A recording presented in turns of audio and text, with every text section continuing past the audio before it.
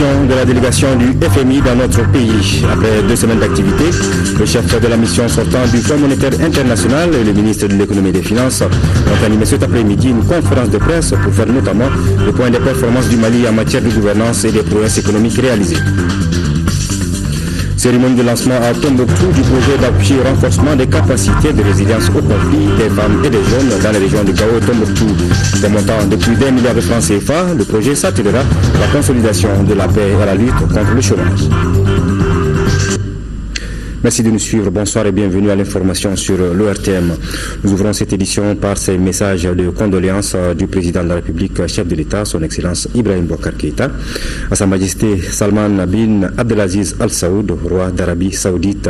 Message ainsi libellé. C'est avec une profonde affliction que j'ai appris le drame survenu le 11 septembre 2015 dans la grande mosquée de la Mecque, faisant plusieurs morts et des blessés. En cette douloureuse circonstance, je voudrais exprimer à votre Majesté, au gouvernement et au peuple amis et frères du Royaume d'Arabie Saoudite, ainsi qu'aux familles des disparus durement éprouvées, ma profonde compassion et mes condoléances les plus émues. Je prie pour le repos de leur âme et qu'Allah le Tout-Puissant, le très miséricordieux, les accepte dans son paradis éternel. Je forme des vœux ardents de prompt établissement aux blessés. Je vous prie d'agréer, Majesté, les assurances de ma très haute considération. Et cet autre message de condoléances à son Excellence M. Paul Biya, président de la République du Cameroun. C'est avec consternation que j'ai appris le double attentat suicide survenu le 3 septembre 2015 dans l'extrême nord du Cameroun à Kerawa, faisant une trentaine de morts et plusieurs blessés. En cette douloureuse circonstance, je voudrais au nom du peuple du Mali et à mon nom propre exprimer à votre Excellence, aux familles des victimes durement éprouvées et à l'ensemble du peuple frère camerounais ma profonde compassion et mes condoléances les plus émues et souhaiter prompt établissement aux blessés. Tout en formulant mes vœux sincères pour le repos éternel de l'âme des disparus, je voudrais affirmer, Excellence, que le peuple malien reconnaissant demeure à vos côtés pour la cause de la paix et de la sécurité dans notre sous-région. Je vous prie de croire, Monsieur le Président et chers frères, à l'expression de ma très haute et fraternelle considération, signé Ibrahim Boubacar Keïta, président de la République, chef de l'État.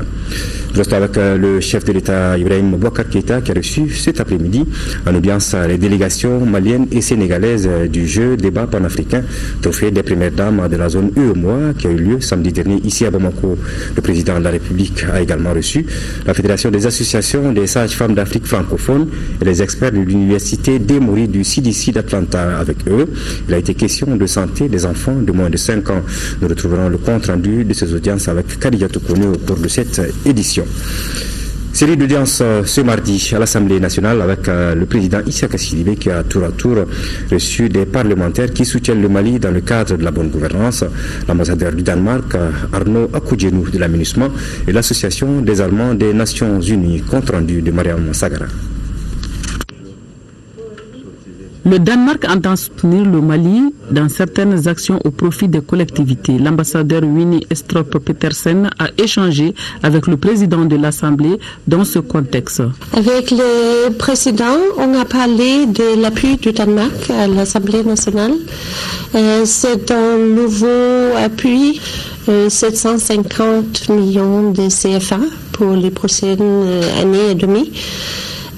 Pour renforcer l'Assemblée nationale malienne et pour que l'Assemblée puisse jouer son rôle démocratique et responsable vis-à-vis la population malienne. Cet appui de l'ambassade royale du Danemark se réalise à travers 2 structures présentes au Mali. Il s'agit du NDI et le MIRAS. Ces 2 organisations œuvrent avec l'aide de Copenhague. À la suite de l'ambassadeur, c'est l'ancien numéro 2 de la MINUSMA qui s'installe pour échanger et du coup prendre congé des autorités maliennes. Il a renouvelé sa confiance et son amitié aux Maliens à travers les élus. Quant à la délégation allemande des Nations Unies, elle s'est engagée aux côtés de l'Assemblée nationale pour la recherche de la paix au Mali. L'association, c'est clair, de soutenir le processus de la paix au Mali et aussi soutenir le rôle des Nations Unies en ce qui concerne la MINUSMA par exemple, ou autres organisations du système des Nations Unies. Et je crois que c'est important pour le Mali que des acteurs internationaux sont là, sont présents et donnent le soutien. Tous ces visiteurs ont un seul objectif, faire du Mali un pays émergent. La classe politique malienne reste divisée sur la tenue des élections communales et régionales du 25 octobre prochain. Si certains partis politiques optent pour le maintien de la date, d'autres soutiennent le report de ces élections compte tenu de la situation sécuritaire du pays. La rencontre avec le ministre en charge de l'administration territoriale n'a pas permis de rapprocher les points de vue et la question sera finalement tranchée par le Conseil des ministres. Retour sur 2 heures de débat houleux avec Bourama Traoré. Échange direct et sans détour entre le ministre en charge de l'administration territoriale et la classe politique et toutes tendances confondues. Des débats axés sur les élections communales et régionales, toujours prévus pour le 25 octobre 2015. Le maintien de cette date ne fait pas l'unanimité au sein des partis politiques. La majorité présidentielle et l'opposition optent pour le report des dites élections. Notre souci, c'est d'éviter que dans l'exercice du pouvoir, les gens utilisent le moindre des faux pas de notre part pour faire mal à notre pays. Nous estimons également que les conditions sécuritaires ne sont pas aujourd'hui réunies. Il y a l'absence de l'administration malienne à Kidal, dans une large partie de Tombouctou, dans une large partie de Mopti et dans une large partie de Gao. Donc pour nous aujourd'hui, l'urgence pour le pouvoir et l'ensemble du peuple malien, c'est de pouvoir ramener d'abord la sécurité. Ces avis ne sont pas partagés par l'Union des forces pour le changement, un parti du centre malien qui soutient la tenue des élections communales et régionales à la date initiale. Nous optons pour les élections du 25 octobre. Parce que de report en report, on sera que quelque part, il n'y a pas une responsabilité qu'on prend. Donc prenons toute notre responsabilité, tout en sécurisant toute la population malienne. Au niveau des structures en charge de l'organisation de ces élections, les préparatifs vont bon train. De la Commission électorale nationale indépendante à la délégation générale aux élections, toutes les dispositions techniques semblent être prises pour réussir ce rendez-vous électoral. Nous avons, suite aux opérations de révision exceptionnelle des listes électorales, nous avons actualisé le fichier électoral. À la date d'aujourd'hui, ce fichier est fin prêt pour la tenue de toutes sortes d'élections. Nous avons environ 7 140 857 électeurs répartis dans 21 000 bureaux de vote. Et nous nous apprêtons évidemment, comme d'habitude, à mettre ce fichier électoral sur notre site web, mais également à créer le système de consultation par SMS pour que la population, les partis politiques puissent prendre une meilleure connaissance de ces documents, de cet outil électoral. L'administration territoriale, principale organisatrice de ces élections, est aussi à la tâche. Le département a reçu 3334 candidatures pour les conseillers communaux et 35 listes de candidatures pour les régionales. La mobilisation est donc générale pour faire de ces élections un succès. Encore une fois, je reste dans mon champ, celui de la préparation technique, de l'organisation matérielle des élections. Et le moment venu, qu'on ne puisse pas dire que les services de l'administration territoriale de la décentralisation, qu'on ne puisse pas dire que la CENI n'a pas fait son travail et qu'on ne puisse pas dire que la délégation générale aux élections, qu'à ce niveau-là, les services ne sont pas prêts. La question du report et du maintien des élections communales et régionales doit être définitivement tranchée par le Conseil des ministres. En attendant, la classe politique malienne retient son souffle. Nous vous le disions en début de journal, le chef de l'État Ibrahim Boubacar Keïta a reçu cet après-midi en audience les délégations maliennes et sénégalaises du jeu débat africain, trophée des premières dames de la zone UEMOA qui a eu lieu samedi dernier ici à Bamako. Le président de la République a également reçu la Fédération des associations des sages-femmes d'Afrique francophone et les experts de l'université d'Emory du CDC d'Atlanta. Avec eux, il a été question de santé des enfants de moins de 5 ans. Le compte rendu de ces audiences avec Kadia Toukoni. Une forte délégation de l'Université d'Emory et du CDC d'Atlanta est venue rendre compte au président de la République du programme de recherche de la cause de mortalité des enfants de moins de 5 ans dans notre pays. Un programme qui aidera le gouvernement du Mali à faire face à ce fléau. Yes, we're embarking on a new study. Nous sommes en train d'embarquer dans un grand programme de recherche sur comment comprendre quelle est la cause de mortalité des enfants de moins de 5 ans. Et donc, nous sommes en train de sélectionner, de finaliser la sélection des sites. Et il y a un des sites présélectionnés qui est à Bamako. Donc, nous étions venus visiter ce site-là et nous sommes venus voir M. le Président de la République pour lui expliquer cette procédure. Nous avons trouvé un centre ici, le Centre pour le développement des vaccins du Mali, qui fait de la recherche première classe de façon mondiale. Et donc, nous sommes venus inspecter ce centre et nous allons croire qu'au fin de la procédure de sélection, peut-être on pourra continuer à travailler dans ce sens ensemble. Santé, encore santé et surtout des enfants, il en a été question avec la Fédération des associations des sages-femmes d'Afrique francophone qui a été également reçue par le président de la République. Les visiteurs sont venus lui faire part de l'organisation de leur premier forum sur la réduction de la mortalité infantile et néonatale. Le but de notre visite, c'était pour informer en fait le président de la tenue du premier congrès de la Fédération des associations de sages-femmes d'Afrique francophone qui doit se tenir à Bamako du 27 au 29 octobre 2015. Ce forum, dont le thème principal est le rôle de la sage-femme dans la réduction de la mortalité maternelle, néonatale et infantile, quel défi pour les systèmes de santé en Afrique. Après ce forum, il va y avoir des recommandations et qui seront mises en œuvre dans les 15 pays membres de la Fédération des associations de sages-femmes d'Afrique francophone. Ibrahim Boubacar Keïta a également reçu les délégations maliennes et sénégalaises du jeu débat panafricain. Avec ces jeunes, le président de la République a enfilé sa blouse d'historien. Et en tant que père, il a donné beaucoup de conseils à ces jeunes qui font la fierté de l'Afrique à travers l'excellence qu'ils prônent. Fin de mission de la délégation du FMI au Mali après 2 semaines d'activité dans la 4e revue du programme avec le Fonds monétaire international. Le chef de la mission sortant du FMI et le ministre de l'économie et des finances ont animé cet après-midi une conférence de presse dans les locaux du département des finances pour faire notamment le point de performance du Mali en matière de gouvernance et des prouesses économiques réalisées. Le point avec Sira Bachili. Le Fonds monétaire international note le Mali et prend la presse à témoin. C'est une conférence de presse à l'allure d'un compte rendu de la 4e revue du programme Mali avec le FMI. Et c'est le ministre de l'économie et des finances, Mamadou Igor Diarra, qui campe le décor. Le programme du Fonds monétaire international est un programme de conseil, mais également d'assistance. Le Fonds monétaire international nous aide à élaborer le cadre macroéconomique,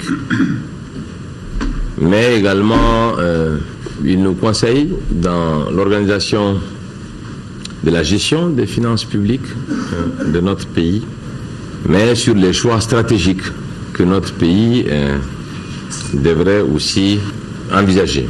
Un mécanisme comparant notre pays à des pays similaires, aussi bien en Afrique, mais sur d'autres continents. L'institution de Bretton Woods a mis 2 semaines pour passer au peigne fin tous les programmes avec la chaîne de dépenses. Et voici le constat qui s'y dégage. Les nouvelles sont excellentes. Donc l'objectif de recette, qui est un objectif ambitieux, a été rempli. Les déficits qu'on a observés sont nettement inférieurs à ceux qu'on avait projetés ensemble avec le gouvernement pour la moitié de l'année. Et je dirais il y a plus ou moins un tiers des dépenses qui ont été exécutées au 30 juin. Donc c'est clair qu'on a aussi discuté avec le gouvernement de l'année prochaine avoir une exécution plus lisse du budget de l'État en lançant les contrats, les plans de passation de marché, les préparations de marché bien avant l'approbation du budget pour qu'on soit prêt à lancer des dépenses. Après le diagnostic de la structure de l'économie malienne pour favoriser sa croissance, le FMI a proposé au Mali un certain nombre de mesures. Dans ces nouvelles dispositions, le ministre de l'économie et des finances contrôle toute la chaîne de dépenses.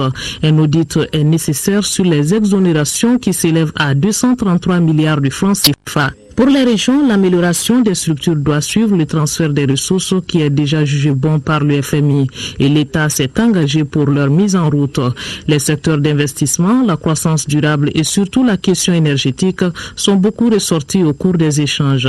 Nous sommes dans un processus. La lettre de politique de développement du secteur de l'énergie a été élaborée ensemble avec la Banque mondiale.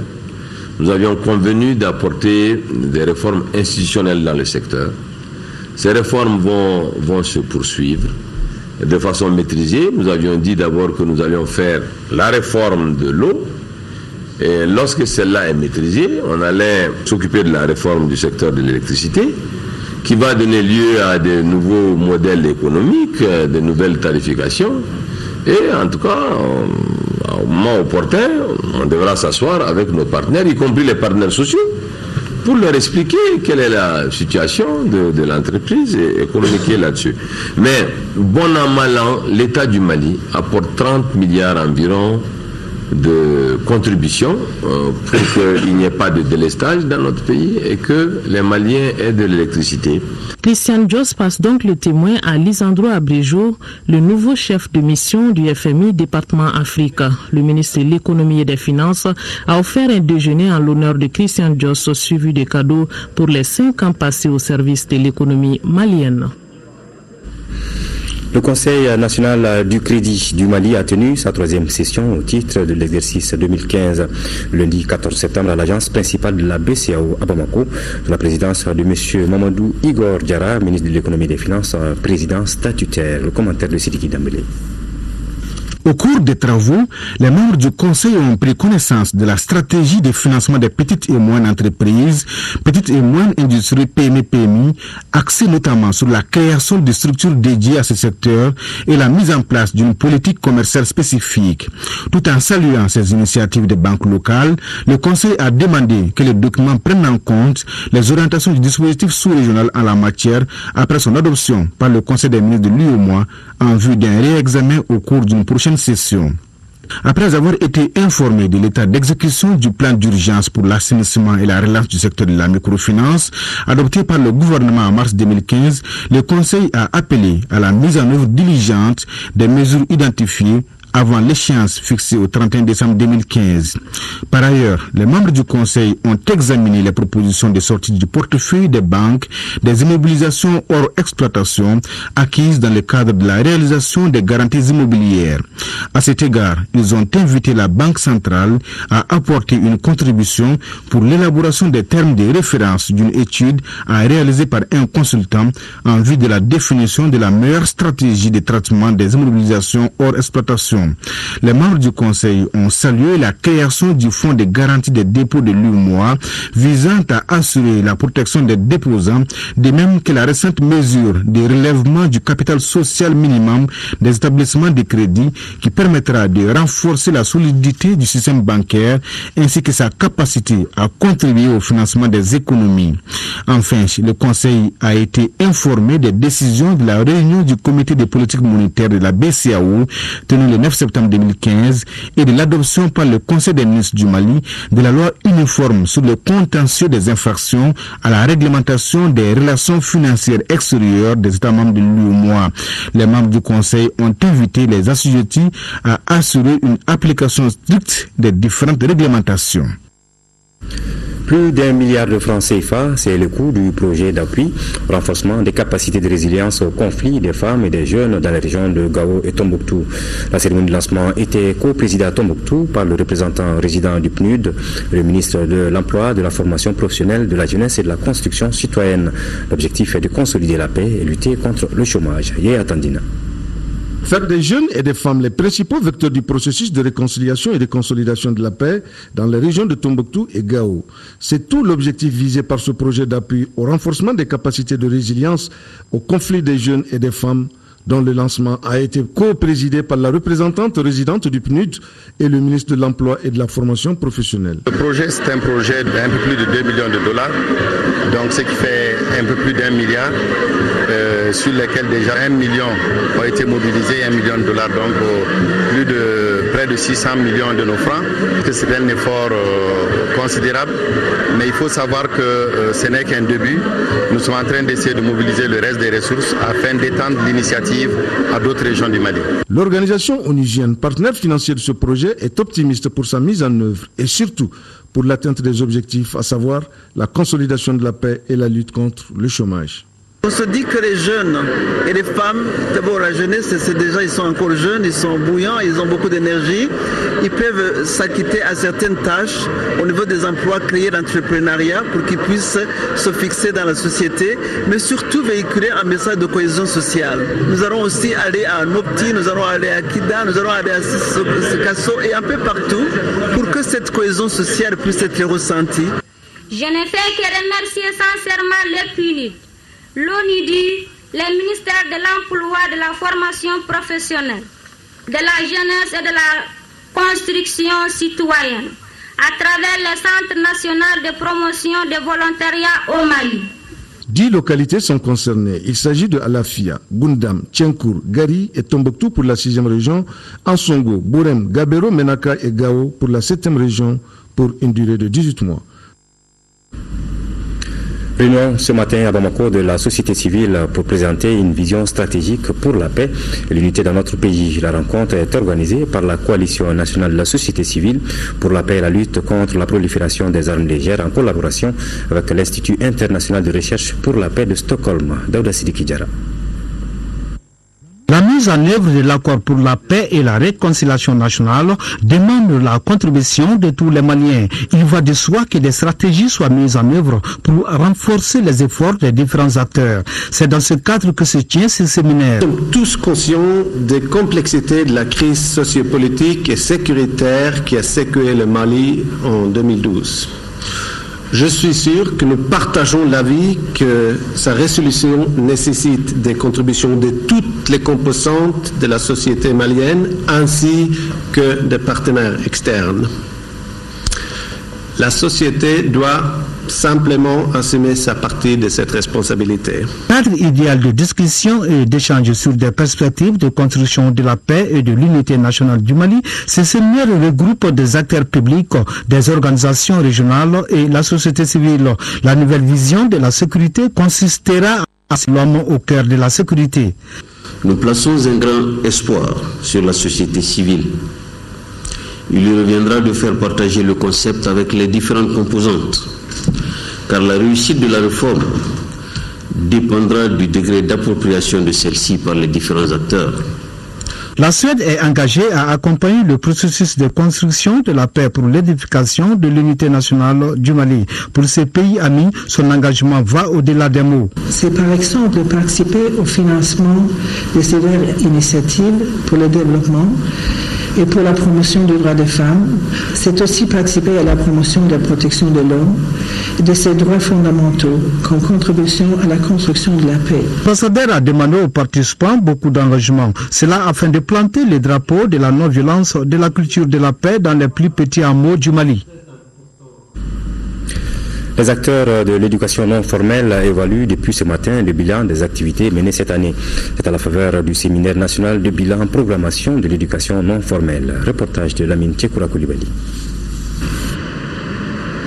Le séminaire national de bilan programmation sur l'éducation non formelle occupe une place de premier rang sur l'agenda annuel du Centre national des ressources de l'éducation non formelle.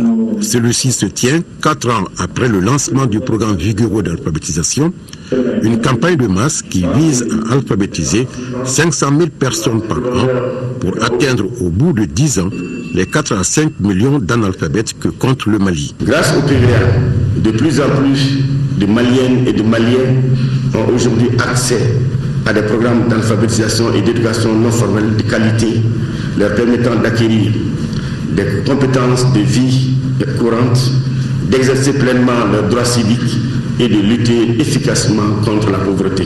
Globalement, le programme vigoureux d'alphabétisation enregistre des progrès, mais insuffisants. Les obstacles majeurs sont la crise du Nord et surtout l'insuffisance des ressources financières. L'éducation non formelle est le parent pauvre du système éducatif, avec seulement 2% du budget national de l'éducation. Et généralement, les donateurs font peu de cas de ce sous-secteur de notre système éducatif. Des volumes d'aide disproportionnés à corriger donc. Mais le changement commence par l'engagement politique. À cet effet, les lignes sont en train de bouger à la satisfaction des techniciens. Une des activités phares et plus déterminantes de la mise en œuvre du programme vigoureux d'alphabétisation est le suivi de proximité des centres. Et un des problèmes dont les rapports de mission font le plus souvent cas est le manque de moyens logistiques pour assurer ce suivi. J'ai pu dire aujourd'hui que ce problème est résolu, puisque nous avons obtenu, grâce à l'appui du département, des motos pour nos chargés d'alphabétisation et que nous allons remettre aux structures déconcentrées. À l'issue de ces séminaires qui durent 3 jours, les acteurs du non formel remettront le sous-secteur à l'ordre du jour. Sous le leadership gouvernemental, collectivités, partenaires techniques et financiers, sociétés civiles devront conjuguer leurs efforts. L'éducation non formelle est celle qui se déroule en dehors des structures classiques d'éducation. Il s'agit des centres d'éducation pour le développement, les CED, qui accueillent les jeunes déscolarisés ou non scolarisés de 9 à 15 ans, les centres d'apprentissage fonctionnel, les CAF pour les adultes, et les centres d'apprentissage féminin, les CAFé. L'apprentissage se déroule dans les langues nationales. Cérémonie de clôture de la semaine internationale de l'alphabétisation. Les habitants de la ville de Koulikoro et ceux du village de Maféa dans la commune de Meguetan se sont fortement mobilisés pour témoigner des bienfaits de l'alphabétisation. Des visites de certaines réalisations faites grâce à l'alphabétisation, des messages de paix et de réconciliation étaient au menu de la cérémonie. Reportage de Brema Kone. Le ministre de l'Éducation nationale visite le jardin des femmes de Maféa dans la commune rurale du Meguetan pour constater l'un des bienfaits de l'alphabétisation dans un cadre bien précis, celui de la clôture de la semaine internationale de l'alphabétisation. Keneko Di Barthélemy Togo assistera à un cours en langue nationale bamanaka dans le centre d'alphabétisation de Maféa qui comporte un effectif d'une trentaine de femmes et de 2 hommes. Par le biais de l'alphabétisation, le village dispose d'un moulin qui fonctionne merveilleusement avec une source d'énergie à la dimension des moyens des villageois. On ne dira jamais assez.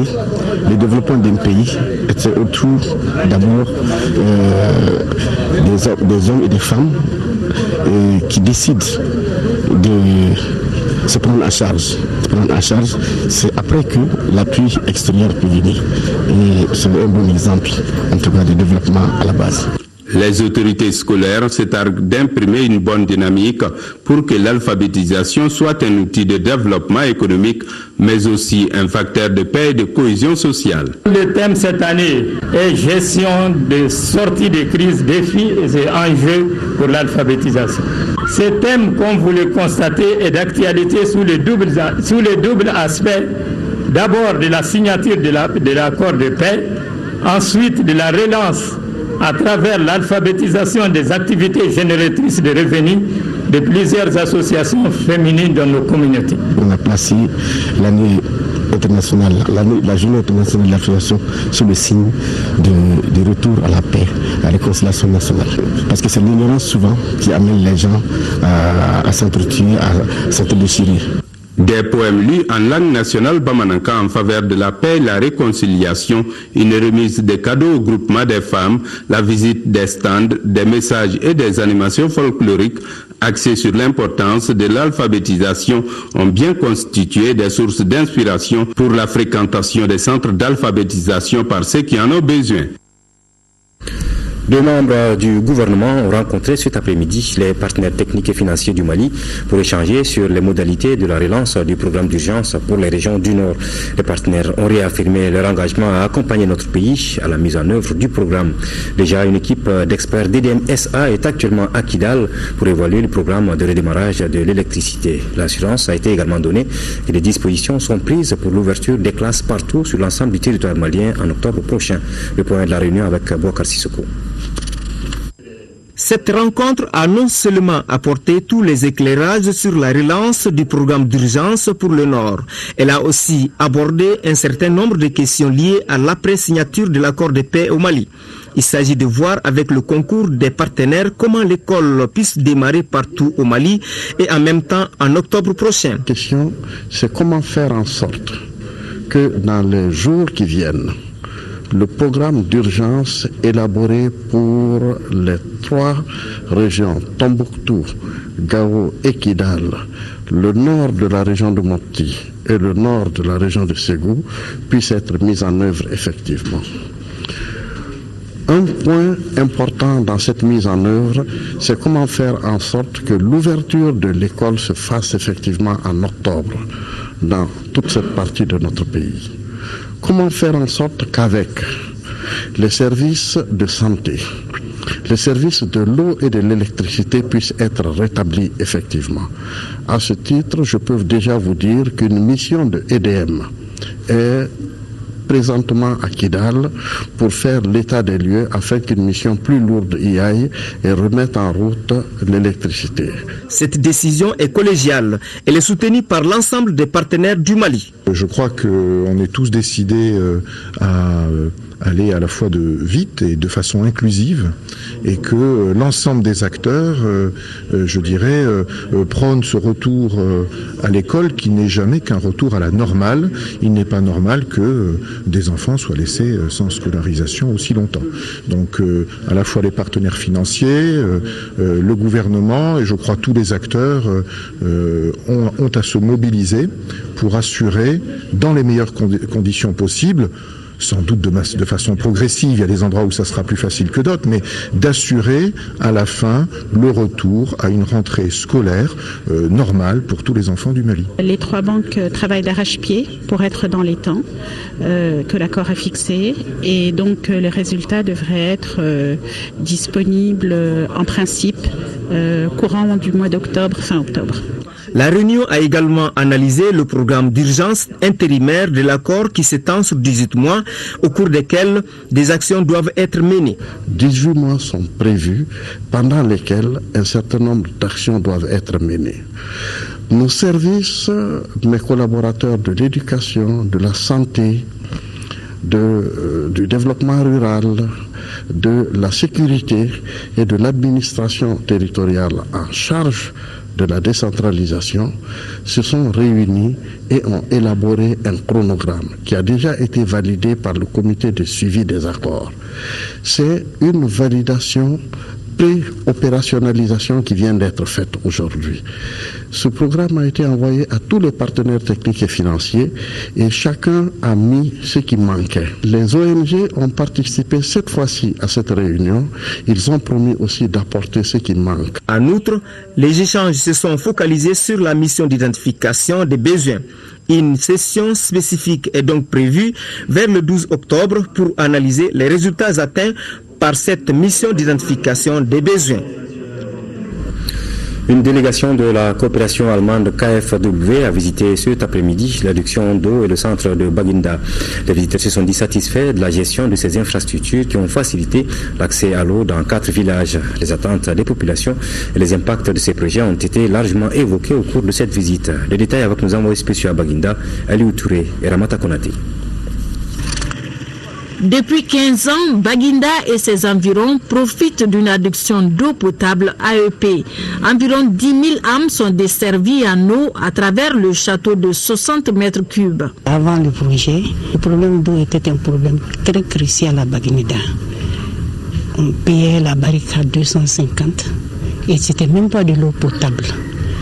Et il fallait se lever de bonne heure pour avoir de l'eau. Ça a mené même jouer sur l'école des filles, parce que les filles sont les aides ménagères des mamans, donc l'arrivée en retard, ça a amené même les déperditions.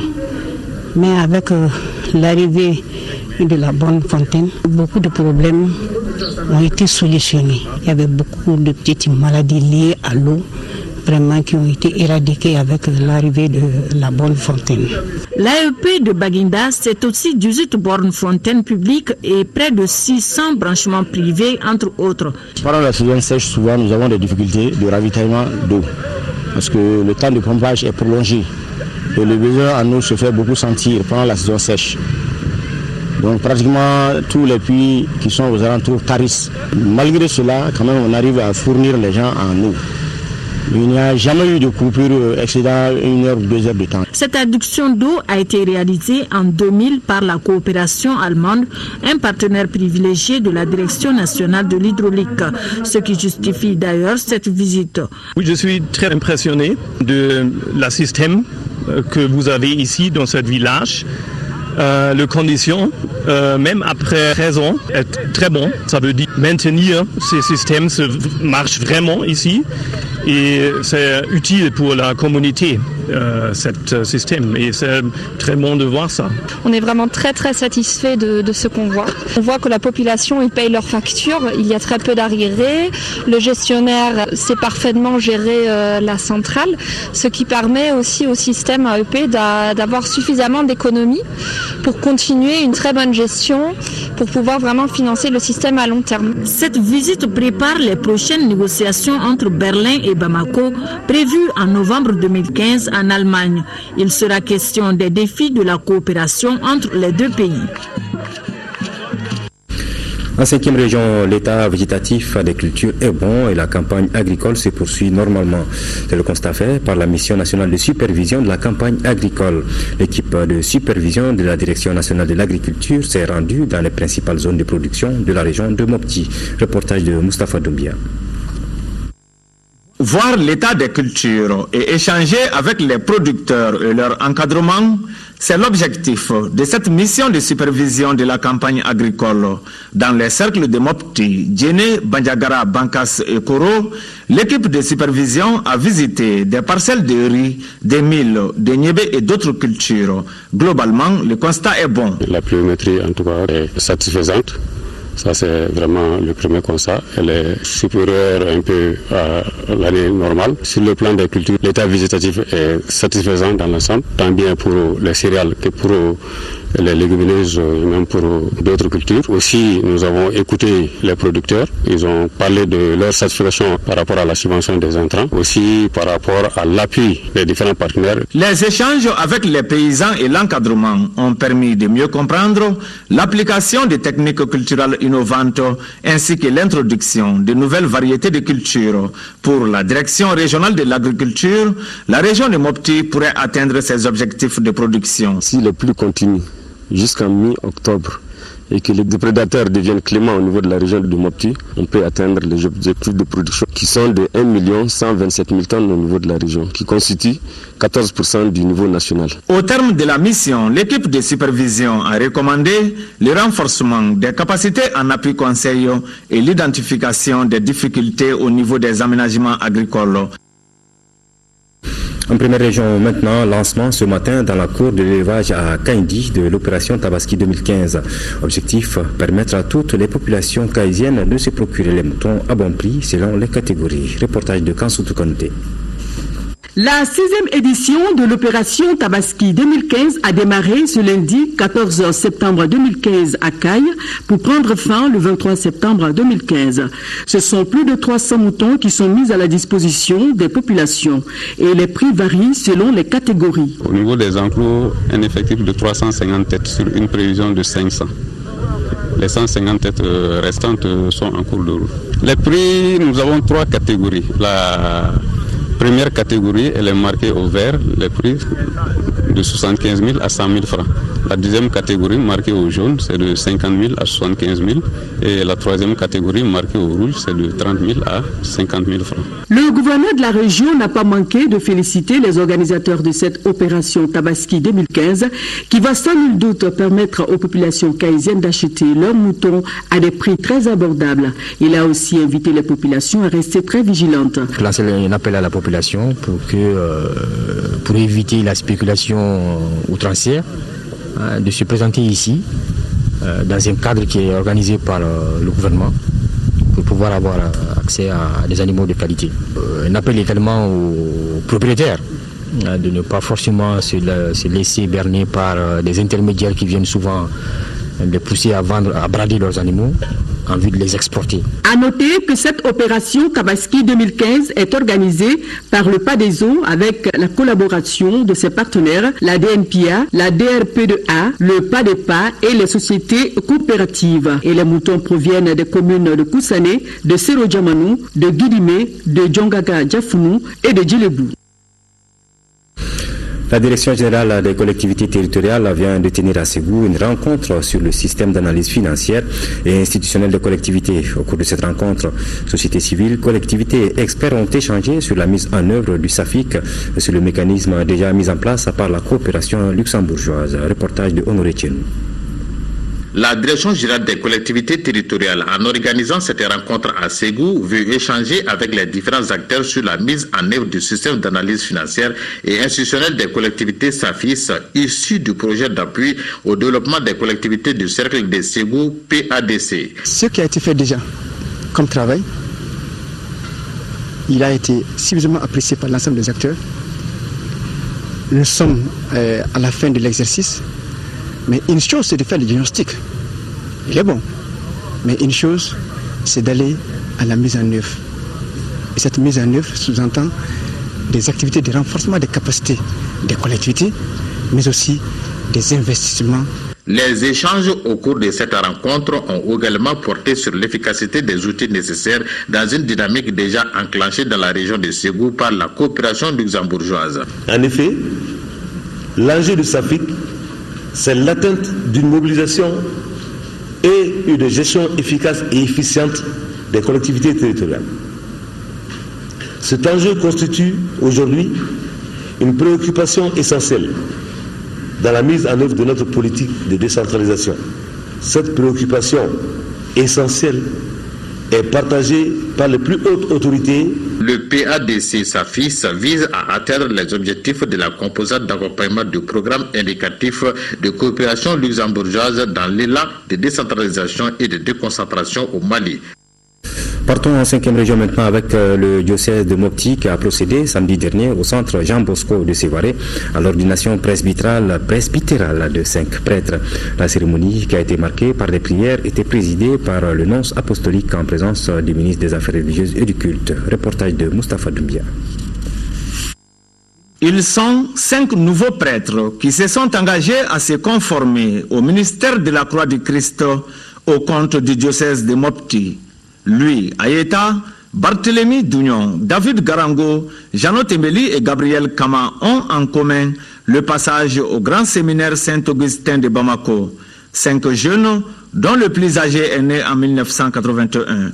La cérémonie d'ordination presbytérale de ces prêtres a été placée sous la présidence du nonce apostolique Monseigneur Santo Gangemi, qui leur a rappelé leur mission. Être prêtre, c'est être annonciateur et héros des merveilles du Seigneur. Quiconque demandait à Jésus, au nom de Jean-Baptiste en prison, s'il était le Messie ou s'il fallait attendre un autre, la réponse était donnée sans équivoque. Les aveugles voient et les boiteux marchent, les morts ressuscitent et la bonne nouvelle est annoncée aux pauvres. Des prières de consécration, des chants, la messe et d'autres rituels ont constitué les temps forts de cette ordination. Une cérémonie qui a enregistré la présence de plusieurs hautes personnalités au nombre desquelles les ministres des Affaires religieuses et du culte, les autorités administratives et politiques ainsi que les évêques de plusieurs régions du Mali.